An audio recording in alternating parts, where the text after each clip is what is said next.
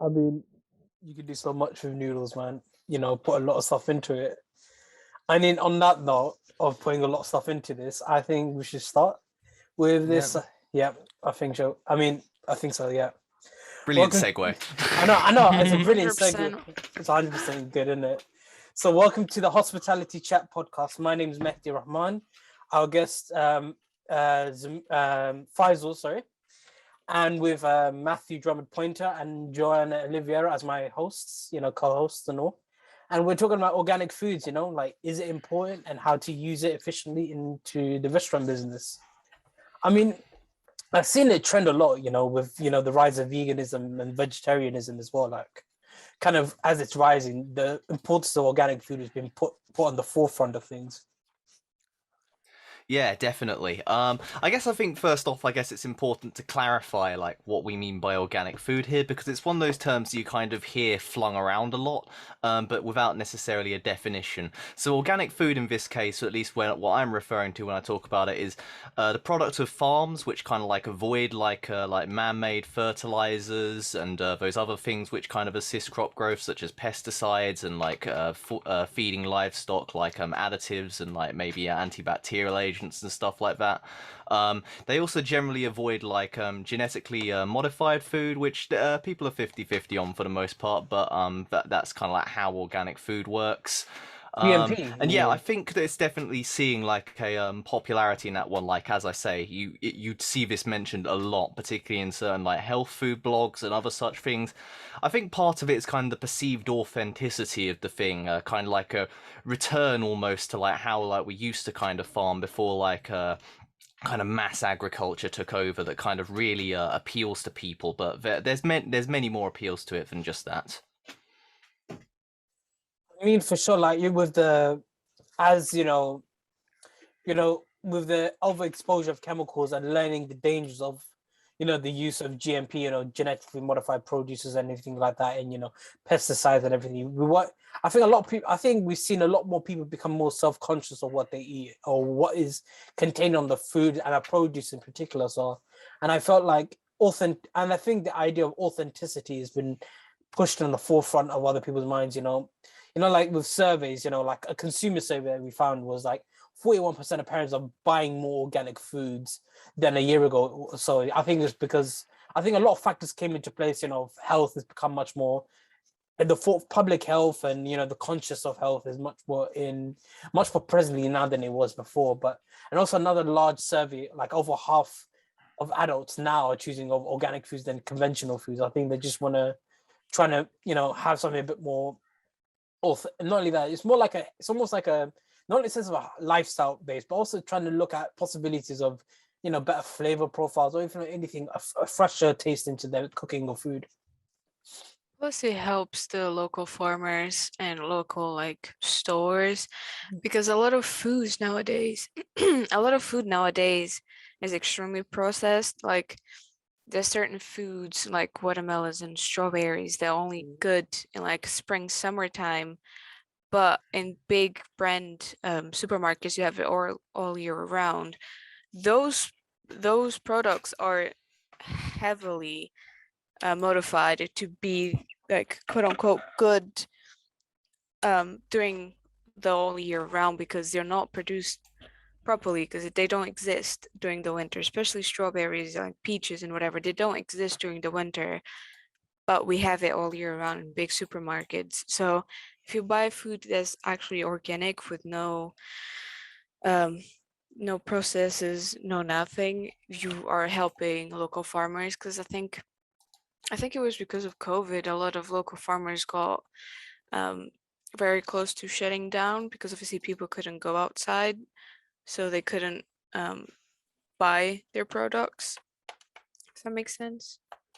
I mean, it's also economically helpful as well in terms of like also like the use of local produce as well, like helps like both the restaurants that like buy from local producers and farms, as well as the farmers getting support from other restaurants is by having extra money from the purchases, as well as helping to almost like invest in proper careful sanitary ways, and also cleaner ways for the produce to be made, and almost like in a more has a lot more better maintenance and better conscious of the health and safety protocols that we have in terms of food handling. 100%. Yeah, I think you're really touching on something when you say kind of the cleaner thing, because I think definitely the kind of environmental impact is something that plays heavily into people's kind of concerns around a lot of like inorganic food farming, I guess. To start with stuff like genetically modified food, theoretically there's nothing wrong with a lot of GMOs, and in fact, as the biologist in the room, I'm going to stand GMOs till the day I die, but there's kind of concerns about like it kind of like escaping and like breeding with like native and outpacing other like native plants and such like, and kind of ruining ecosystems in that way if it's like not carefully managed. Similar thing with like man-made fertilizers and such like. A lot of these kinds of like heavy fertilizers tend to like, if they wash off the kind of like plants like your farm and stuff during heavy rainfall, then that can kind of lead to like a load of nitrogen going into like nearby water sources, which can then like spur on algae growth and such like, which then results in the sun not being able to like penetrate beneath the water, which then leads to like all the underwater plant life dying, and kind of the entire pond ecosystem in that way kind of dies eventually. It's called eutrophication, and this risk is present with normal like non-man-made fertilizers as well to an extent, but I think there's the kind of like perceived lower risk factor involved in this one really kind of plays a big role in people's concerns in this regard. I mean, you think it's like a more of like that build up of bacteria you save from the nitrogen being put into the water source, in a sense. The nitrogen basically feeds on existing like plant life in there, but the problem is algae tend to be the ones that take the most advantage of it, because they can kind of like breed extremely rapid, kind of like grow extremely rapidly, and kind of expand to the point where they like are completely dominant. And because of how they like grow on the surface, it means that the sun can't get through, as I mentioned earlier, which then means that all like the plant life underneath the water can't get any sun for photosynthesis. They die. The animals that rely on them die, so on and so forth. What would you say that would be like better measures to tackle this kind of problem? Better measures to tackle this. It's kind of difficult to do so.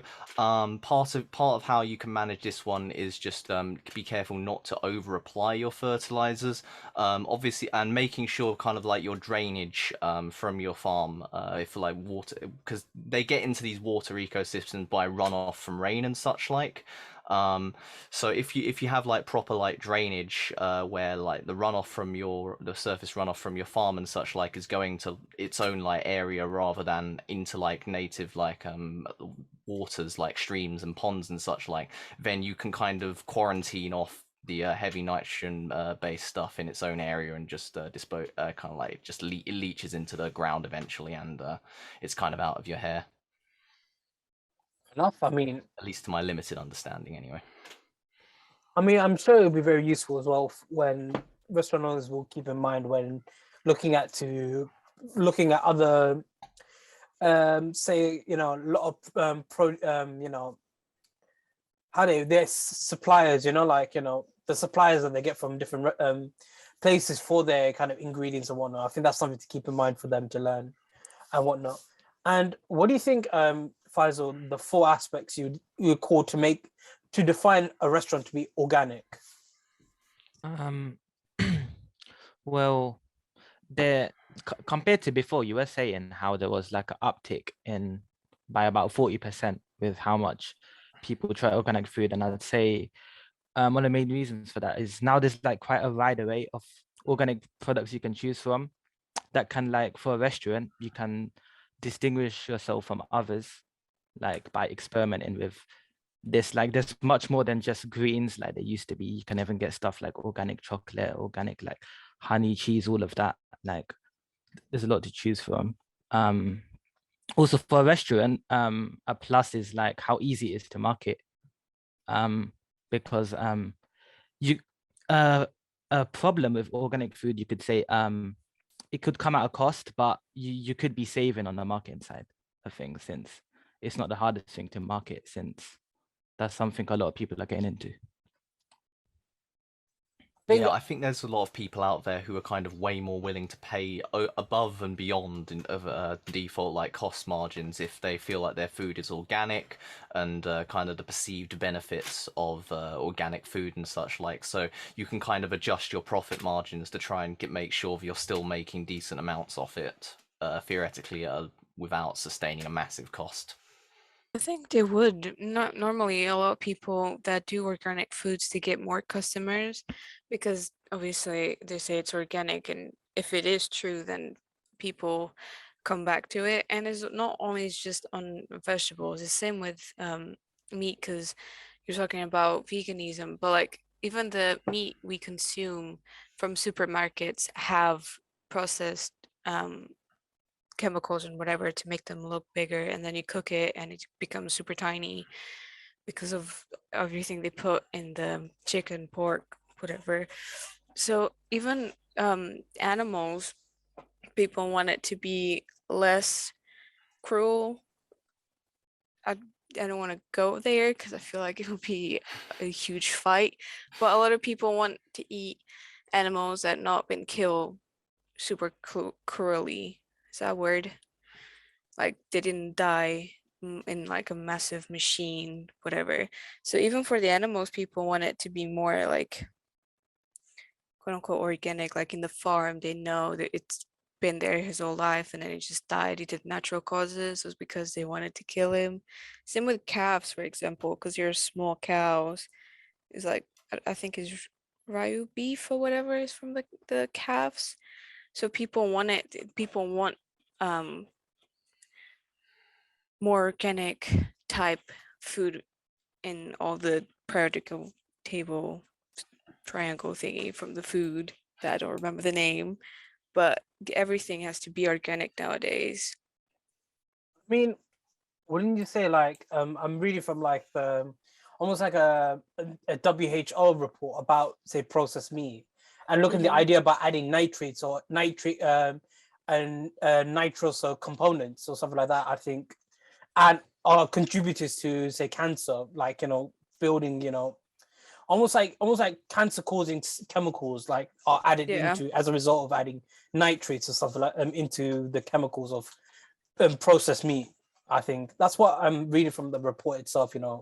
Whether it's cooking it in any form of in the pan or whatnot, these buildup of those of the nitrous components in cooking, it can cause like a buildup of those cancer causing chemicals to really like almost how would you say Matthew? Carcinogens, I believe, Yeah, is the word you're looking for. carcinogenics, I think, is mentioned here as well. Yeah, it's like people get scared over those news, which is understandable. I mean, Jesus, if you're eating meat and you're getting cancer from it because of the chemicals they put in it, obviously you would stop eating it for period. I would if I knew that that's what's happening. But it's also like it helps butchers, like small shops Yeah, butchers, if that makes sense, because they have the animals and they kill them and then they put it in their store. They get is higher quality meat because you know where it came from. People want to know where their food came from instead of just going to the supermarket and getting it and YOLO it.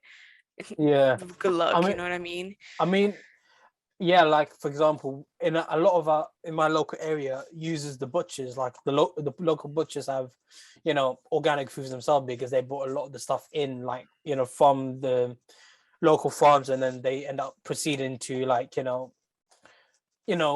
according like commiserate their butchering skills in accordance to the customer's preferences and whatnot.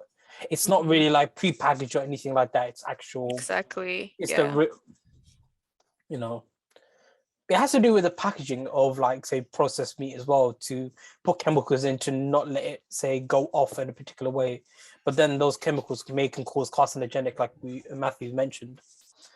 through the term that Yes, he, definitely. Preservatives and kind of the yeah, impact that preservatives have on our health, possibly by kind of ingesting them in these forms, is yeah, definitely something. It's definitely something that the public's kind of aware of and somewhat nervous Hmm. about, similar to kind of carcinogens in processed meat yeah, being like all over like articles a while back, and they're at the front of every like health blog for a while, and all of this has definitely snowballed into a kind of health-based concern for trying to eat organic foods when possible. And it's kind of a good growth sector for restaurants to kind of take advantage of, even if it's just having like a few like organic items on their menu, and you can put like, I don't know, on like your menu items sourced from local pork from or this chap over here or something like that, and that kind of contributes as well to kind of almost the story of the food that they're eating. People kind of love like a good like story behind the food they're eating, and they're kind of like it was taken from like a local farm or a small farm or something like that, raised well, and taken onto your plate now, and it's kind of the apex. It's kind of the best food that you could possibly to have in terms of authenticity and general taste and experience. And I think all of that kind of combines to make customers feel very fondly about kind of those particular kind of meals. It's kind of a different kind of dining experience to what you get elsewhere. Yeah. I mean, oh, it's like a way of saying, growing organic food has its benefits for where we're inhabiting, would you say? There's also easier way to also marketing and also design your restaurant based off of that element of organic foods themselves, because a lot of restaurants do pride on when they do get organic produce. They end up wanting to advertise that a lot or make it part of their design or part of their branding, would you say? And there are like ways of branding it, or if not designing the restaurants that you have based off of the the style of food or where your produce came from, organic food items and whatnot.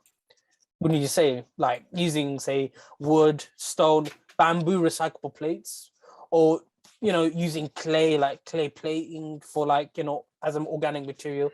It's just stuff that can be reused, and using and also the idea of using like say old school kind of like restored like vintage tables, chairs and furnitures.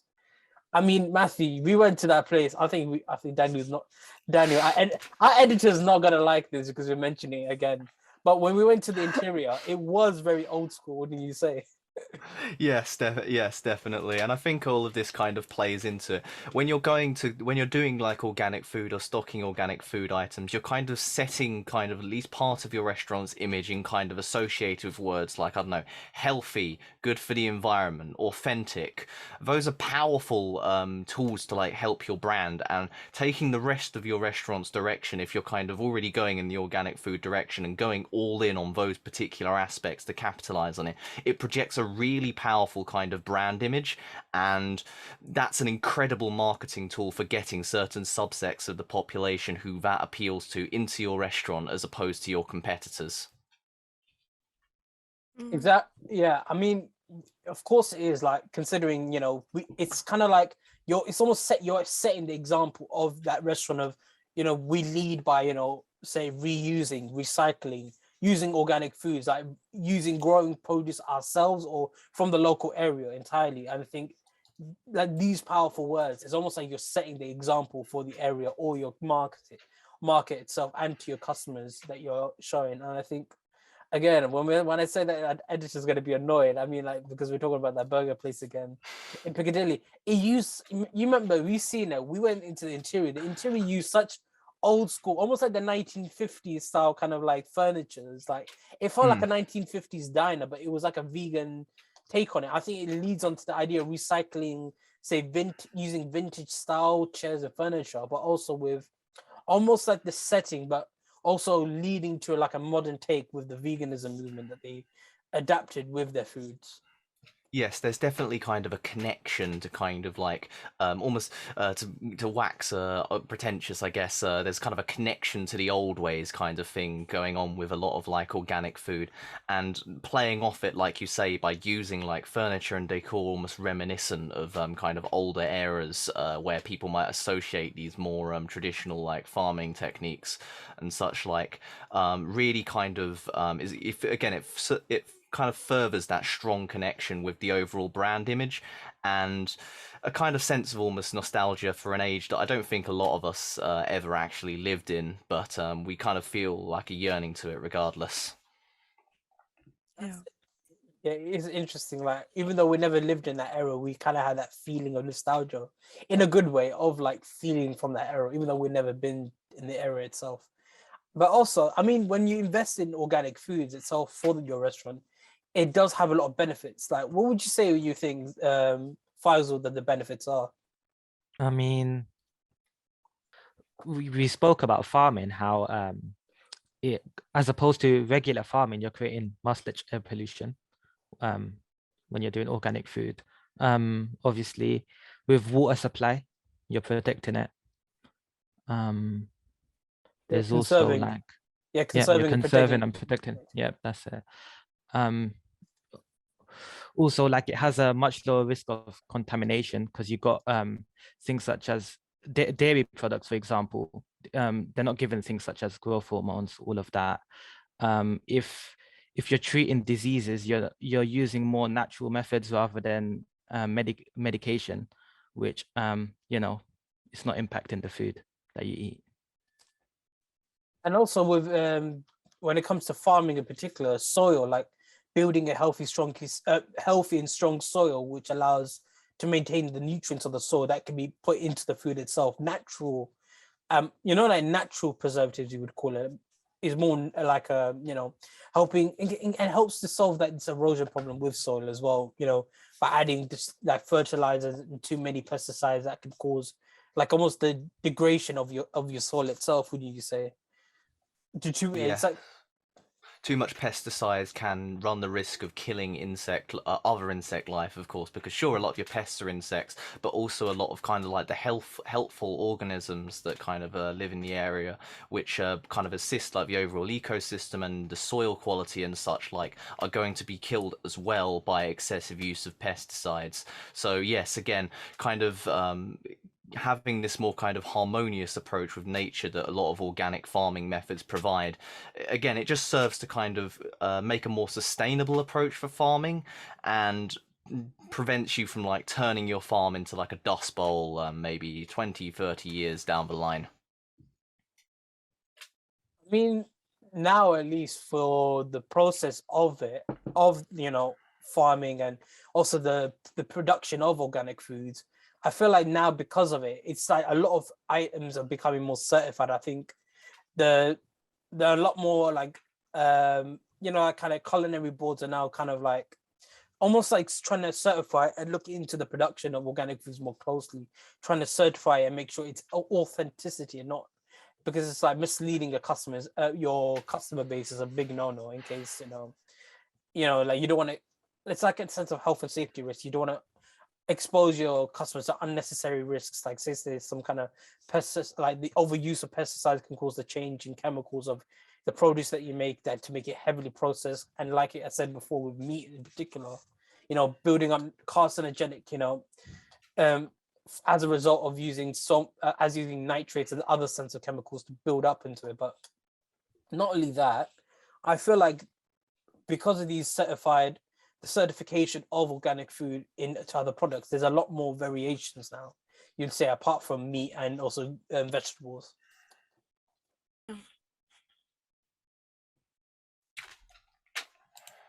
Take it like, say, like pastas, baking goods, a lot more sweeter things or other dairy products will be now considered to be organic, considering Oh yes, I see what you mean now. Yeah, certainly yes. In fact, actually, yeah. In terms of general, like any kind of product that's kind of like taken from stuff that's farmed, we could even, if we wanted to, go outside the realm of food for a second and talk about like there's like organic like beauty products and such like all over the place, all over the shop nowadays. But to keep it strictly confined to food, even like as you say, like more like ingredients like flour and such like, and so on and so forth, can also now be considered to be organic organic if they get that certification, because the kind of approach to organic food where people once maybe just saw like certain raw ingredients like vegetables, fruit or meat, that's kind of gone now, in terms of now people are way more hyper focused on organic food as kind of a wholesale approach to your dish as opposed to just a few items.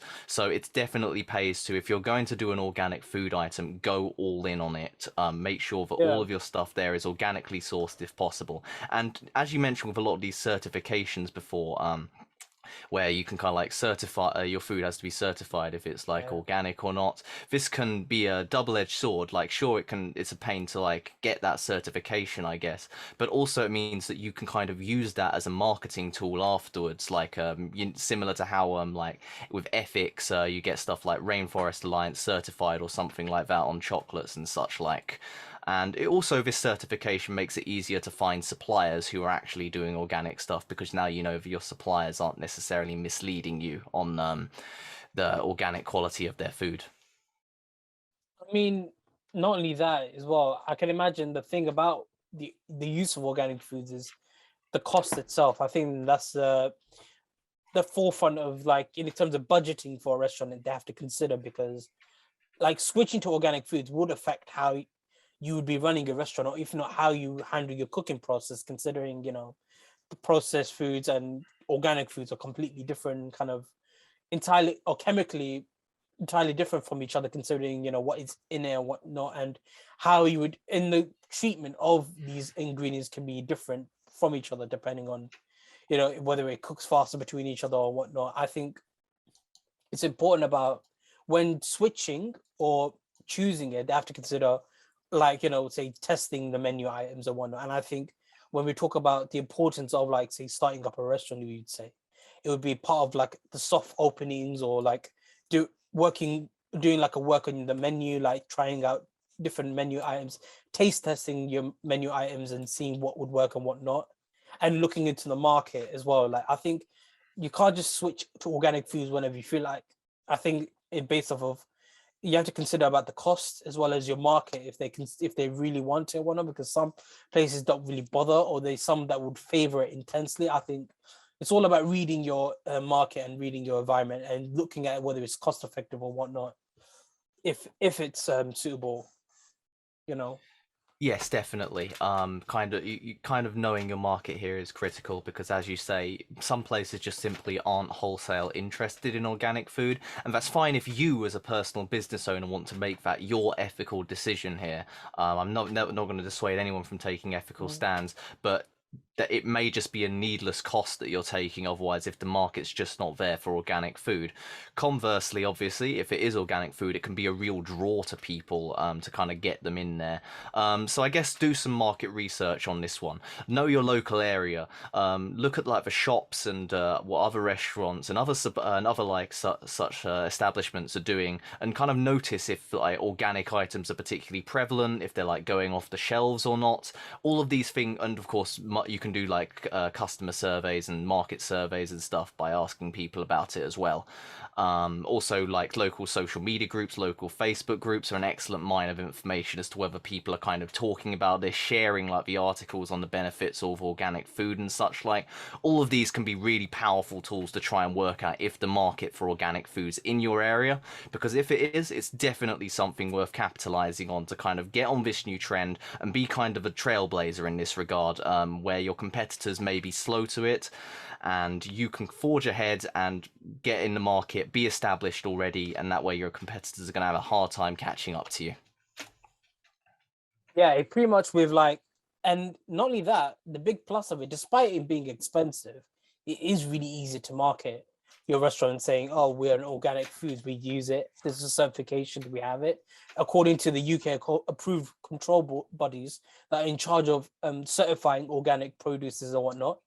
By having that certification, it's pretty much easy to sell it if your market is a very, like we talked about, if your market is very intensely favoring, say, organic foods and, you know, clean produce. I think it'd be much more easy to sell, and I think it's nothing easier than farm fresh foods and healthy dishes, and I think that would probably sell some customers, like, you know, healthy renditions of particular items that people are familiar with. you know, like comfort foods or whatnot, but in a healthy take on it.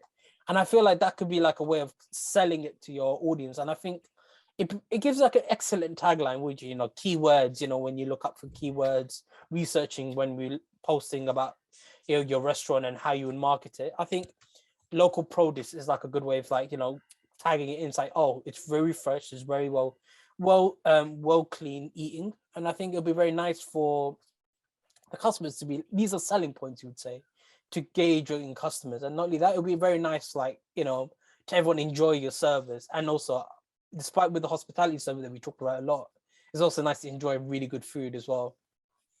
Yeah, you keep saying it's expensive, but it's kind of an investment for Yeah. restaurants when it comes to organic food. It is more expensive, but if it's a trend and you have the seal and you're doing everything in order, even though you're spending a little bit more money in these products, you probably gain a lot more, because if it's a full plate that's full organic, that plate on itself is going to be more expensive than your usual, so they will still be gaining money. Is honestly an investment that a lot of people have to take.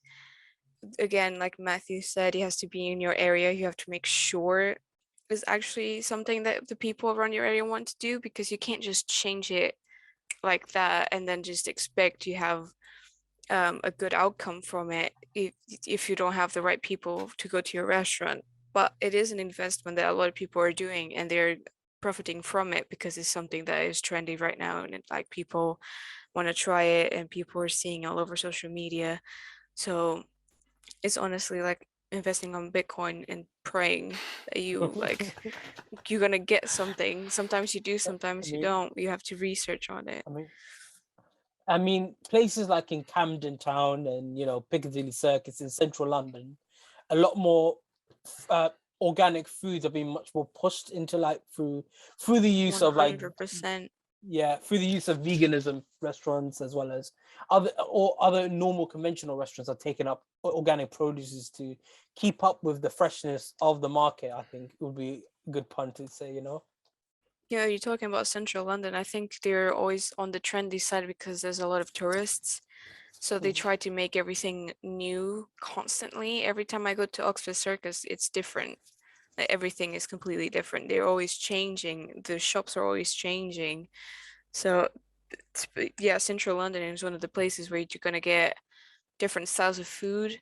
90% of them are gonna be organic, so it makes your experience better.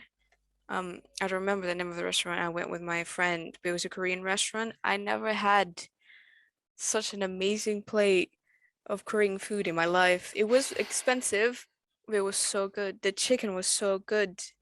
I cry. I honestly, I want to go back, but then I look at my bank account and I cry because I can't pay for it. But That's how we bro, felt when we had that place in Piccadilly Circus. It's in, like, in yeah, Prince, central London, we can't pay for it because it's that good. but The misery. maybe that's something to think about. Maybe it's like trying to work around the cost of your items to Yeah. make sure you get like a bigger take from, you know, the items that are selling. But, you know, but yeah, it kind of reminds us when we had to go to the restaurant and, you know, when we were filming the climate change video again. I mean, Daniel, you're gonna be so annoyed when you hear this. But I'm telling you, it sold really well. Like, I mean, he's probably ranting in the corner somewhere, like unsponsored, but No, 100%. but yeah, it's these kind of elements that sell us. Like, it's the point where your customers will never forget that experience. I think us talking about it so much, it's like, if you can make your customers imprint that, it will want them to come more and more. And every time I would go to Central, I would go to that place and just give it a go. It's just like, it was so good. It was like etched into your memory. So like any place I talk about, it's like it's what's etched in your head, and it's like, oh, that's really good. And, you know, and I feel that is, you want happy customers to come back and returning, and also talk to amongst each other about the places that you go. And I think you want that element of, you know, that kind of talk amongst each other and the public to have, your customers to have, and you want them to come back, I think. And I think the end of the message of the podcast is this: I think it's better to, like, you know, it's good to go on the fresh side, but make sure you have the market research to back that up, to move to that new direction. So, and I think that's the best way to sign off. My name is Mehdi Rahman, Matthew Drummond-Poynter, Joanna Oliveira, and our guest here, Faisal. And we'll sign off. Take care. Thank you and goodbye.